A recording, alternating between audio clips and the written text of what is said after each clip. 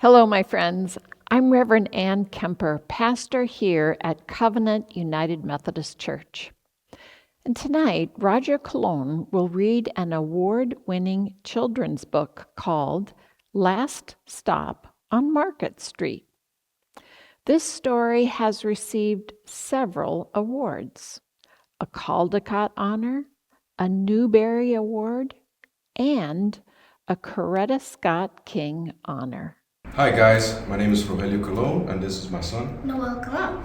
And today we will be reading Last Stop on Market Street and words by Matt de la Peña, pictures by Christian Robinson, and published by Putnam. This is Last Stop on Market Street. CJ pushed through the church doors, skipped down the steps. The outside air smelled like freedom, but it also smelled like rain, which freckled CJ's shirt and dripped down his nose. He ducked under his Nana's umbrella, saying, "How come we gotta wait for the bus in all this wet?" "Trees get thirsty too," his Nana told him. "Don't you see that big one drinking through a straw?" CJ looked for a long time, but never saw a straw. From the bus stop, he watched water pool on flower petals, watched rain patter against the windshield of a nearby car. His friend Colby climbed in, gave CJ a wave, and drove off with his dad. "Nana, how come we don't got a car?" "Boy, what do we need a car for? We got a bus that breathes fire, and old Mr. Dennis who always has a trick for you." The bus creaked to a stop in front of them. It sighed and sagged, and the doors swung open. "What's that I see?" Mr. Dennis asked. He pulled a coin from behind CJ's ear, placed it in his palm. Nana laughed and her deep laugh and pushed CJ along. They sat right up front. The man across the way was tuning a guitar. An old woman with curlers had butterflies in a jar. Nana gave everyone a great big smile and a good afternoon.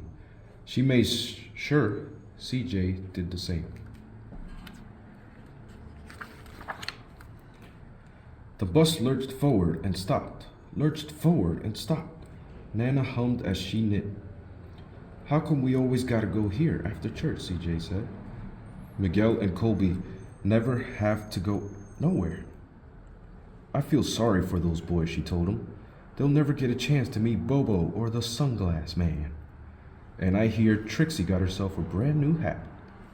CJ stared out the window, feeling sorry for himself. He watched cars zip by on either side, watched a group of boys hop curbs on bikes. A man climbed aboard with a spotted dog. CJ gave up his seat. "How come that man can't see?" "Boy, what do you know about seeing?" Nana told him. "Some people watch the world with their ears." "That's a fact, their noses too," the man said, sniffing at the air. "That's a mighty fine perfume you're wearing today, ma'am." Nana squeezed the man's hand and laughed her deep laugh. Two older boys got on next. CJ watched as they moved on by and stood in back. "Sure wish I had one of those," he said. Nana set down her knitting. "What for? You got the real live thing sitting across from you. Why don't you ask the man if he'll play us a song?" CJ didn't have to. The guitar player was already plucking strings and beginning to sing. "To feel the magic of music," the blind man whispered.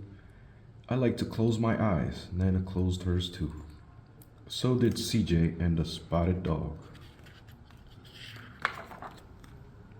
And in the darkness, the rhythm lifted CJ out of the bus, out of the busy city.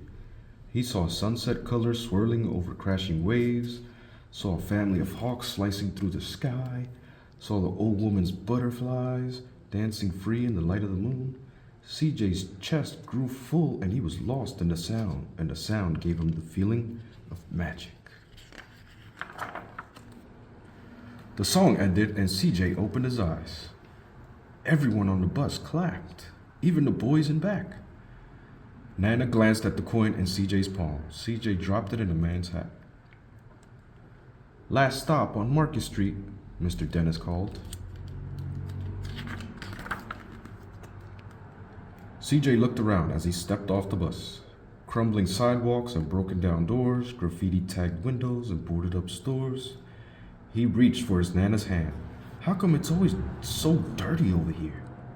She smiled and pointed to the sky. Sometimes when you're surrounded by dirt, CJ, you're a better witness for what's beautiful. CJ saw the perfect rainbow arcing over their soup kitchen. He wondered how his Nana always found beautiful where he never even thought to look. He looked all around them again, at the bus rounding the corner out of sight, and the broken street lamps still lit up bright, and the stray cat shadows moving across the wall. When he spotted their familiar faces in the window, he said, "I'm glad we came."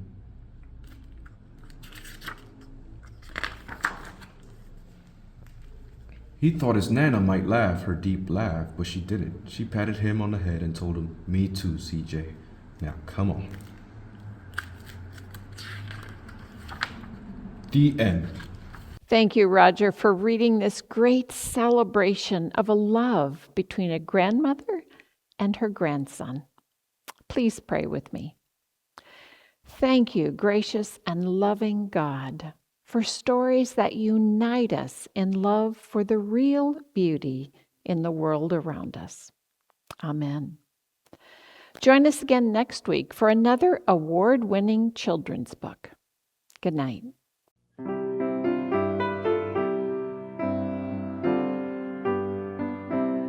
Reading on the Rock is presented by Covenant United Methodist Church in Rochester, New York. If you like Reading on the Rock, please give a donation on our website, covenantroc.org.